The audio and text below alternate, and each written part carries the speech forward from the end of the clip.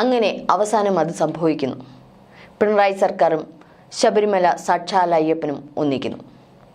പിണറായി സർക്കാരും ദേവസ്വം ബോർഡും അയ്യപ്പനെ അങ്ങ് പുഷ്ടിപ്പെടുത്താനുള്ള തീരുമാനത്തിൽ തന്നെ ഉറച്ചു നിൽക്കുകയാണ്. അയ്യപ്പ സംഗമത്തിന് പിന്നാലെ ദേവസ്വം ബോർഡിന്റെ ഒരു പുതിയ നീക്കമാണ് ഇപ്പോൾ പുറത്തു വരുന്നത്. അതങ്ങനെ ചെറുതായിട്ടൊന്നും കാണണ്ട. ഇനി മുതൽ അയ്യപ്പനെ കാണാൻ വരുന്നവർ VIP ആയാൽ മതി എന്നുള്ളതാണ് തീരുമാനം. അങ്ങനെയുള്ളവർക്ക് കുറച്ചുകൂടി ഒരു പ്രാധാന്യം കൂടി നൽകും.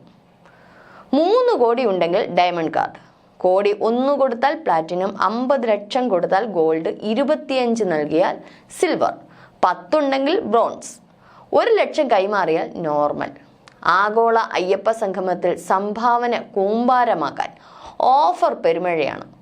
ഓടിയെത്തി ആദ്യം കൊടുക്കുന്നവർക്ക് ആ കാർഡുകൾ കിട്ടും. ശബരിമലയിൽ ഇനി ഭക്തർ 7 തരം എന്നുള്ളതാണ് ഇതിന്റെ സാരം.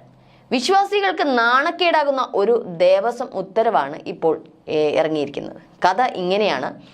ശബരിമലയിൽ ഓഫർ പെരുമഴ. ആഗോള അയ്യപ്പ സംഗമത്തിന് മുന്നോടിയായി ശബരിമലയിൽ വിവിധ കാര്യങ്ങൾക്ക് സ്പോൺസർ ചെയ്യുന്നവർക്ക് സൗജന്യ താമസം ഉൾപ്പെടെയുള്ള സൗകര്യങ്ങൾ നൽകുന്ന പ്രിവിലേജ് കാർഡുകൾ നൽകാൻ ഒരുങ്ങിയിരിക്കുകയാണ് ഇപ്പോൾ തിരുവിതാംകൂർ ദേവസ്വം ബോർഡ്. പലവിധ ഓഫറുകളിലൂടെ സംഭാവന കെങ്കേമമാക്കുകയാണ് അവരുടെ ലക്ഷ്യം. 1 ലക്ഷം മുതൽ 3 കോടി രൂപയ്ക്ക് മുകളിൽ വരെ സ്പോൺസർ ചെയ്യുന്നവർക്ക് 10 വർഷത്തേക്കാണ് പ്രിവിലേജ് കാർഡുകൾ നൽകുന്നത്. അയ്യപ്പ സംഗമത്തിന് എത്തുന്ന ക്ഷണിക്കപ്പെട്ടവർക്ക് മുന്നിൽ കാർഡുകൾ അവതരിപ്പിച്ച് കോടികൾ ഖജനാവിൽ എത്തിക്കാനാണ് ദേവസ്വം ബോർഡ് ലക്ഷ്യമിടുന്നത്. അതായത് ശബരിമലയിൽ എത്തുന്ന ഭക്തരെ ഇനി 7 വിഭാഗമായി തിരിക്കും. സ്പോൺസർഷിപ്പ് തുകയുടെ അടിസ്ഥാനത്തിൽ 6 വിഭാഗമായാണ് പ്രിവിലേജ് കാർഡുകൾ തയ്യാറാക്കിയിട്ടുള്ളത്. ഇതിനൊപ്പം കാർഡില്ലാത്ത സാധാരണ അയ്യപ്പന്മാരുമുണ്ട്. കാർഡ് ഉള്ളവർക്ക് VIP പരിഗണന, അതില്ലാത്തവർക്ക് കല്ലും മുള്ളും കാലുക്കും എത്താം എന്ന ശരണം വിളിയുമായി മല ചവിട്ടാം. അത് തന്നെയാണ് സത്യം. VIP ദർശനത്തിന് പുതിയ തലം വരുത്തുന്നതാകും കാർഡുകൾ. അതായത് അയ്യപ്പ ഭക്ത സംഗമത്തിന് എത്തുന്നവർ കാർഡിൽ കണ്ടിട്ട് സ്പോൺസർഷിപ്പ് നൽകുമെന്നാണ് ബോർഡിന്റെ പ്രതീക്ഷ. എന്നാൽ ഈ സ്പോൺസർഷിപ്പുകളെ ദേവസ്വം ബോർഡിന്റെ വരുമാന കണക്കിൽ ഹൈക്കോടതി ഉൾപ്പെടുത്തിയിട്ടുമില്ല.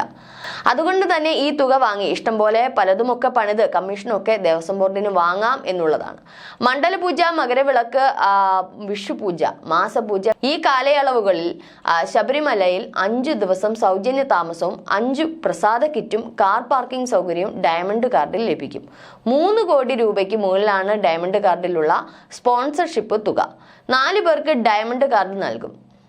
3 കോടിക്കും 1 കോടിക്കും ഇടയിലുള്ള പ്ലാറ്റിനം കാർഡിനുള്ള സ്പോൺസർഷിപ്പ് ആണെങ്കിൽ ഇതേ കാര്യങ്ങൾ ലഭിക്കുമെങ്കിലും അപ്പവും അരവണയും ഡയറിയുമുള്ള പ്രസാദ കിറ്റ് 3 എണ്ണമായി കുറയുമെന്നുള്ളതാണ്. ഇനി പ്ലാറ്റിനം കാർഡ് 3 പേർക്കാണ് നൽകുന്നത്.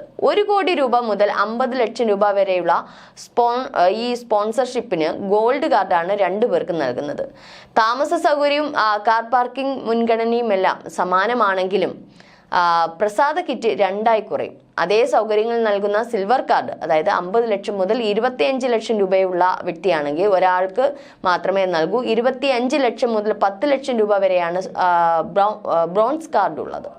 ഇതിന് ആ കാർഡിനുള്ള സ്പോൺസർഷിപ്പിൽ 1 പ്രസാദ കിറ്റ് മാത്രമേ ഈ ഒരു കാർഡിന് ലഭിക്കുകയുള്ളൂ. 10 ലക്ഷം മുതൽ 1 ലക്ഷം രൂപ വരെയാണ് നോർമൽ കാർഡിനുള്ള സ്പോൺസർഷിപ്പ്.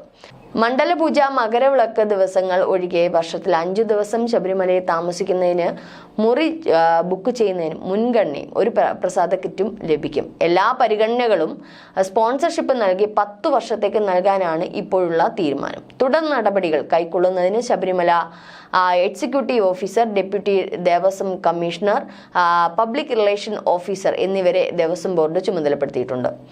കാർഡുള്ള സ്പോൺസർമാർ ശബരിമലയിൽ എത്തിയാൽ അവർക്ക് പരിഗണന ലഭിക്കുന്നതിന് ശബരിമല എക്സിക്യൂട്ടീവ് ഓഫീസറെയാണ് ചുമതലപ്പെടുത്തിയിട്ടുള്ളത്.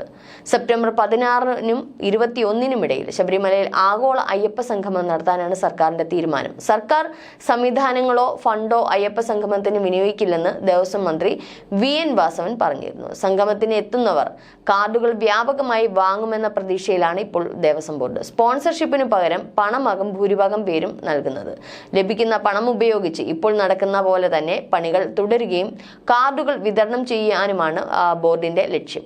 ശബരിമലയുടെ പ്രാധാന്യം ലോകത്തിന് മുന്നിൽ എത്തിക്കാനും ആഗോള അയ്യപ്പ ഭക്തന്മാരെ ഒരേ വേദിയിൽ എത്തിക്കാനും ദർശന സൗകര്യം നൽകാനുമാണ് ലക്ഷ്യമിടുന്നത്. കേരളത്തിന് അകത്തു പുറത്തു നിന്നുമുള്ള സംഘടനകളെയും ക്ഷണിക്കും. 3000 പ്രതിനിധികളെയാണ് സംഗമത്തിൽ പ്രതീക്ഷിക്കുന്നത്. ലോക കേരള സഭാംഗങ്ങളെയും വിവിധ അയ്യപ്പ സേവാ സംഘങ്ങളെയും വിദേശത്തുള്ള മലയാളി സംഘടനകളെയും സംഗമത്തിന് ക്ഷണിക്കുന്നുണ്ട്.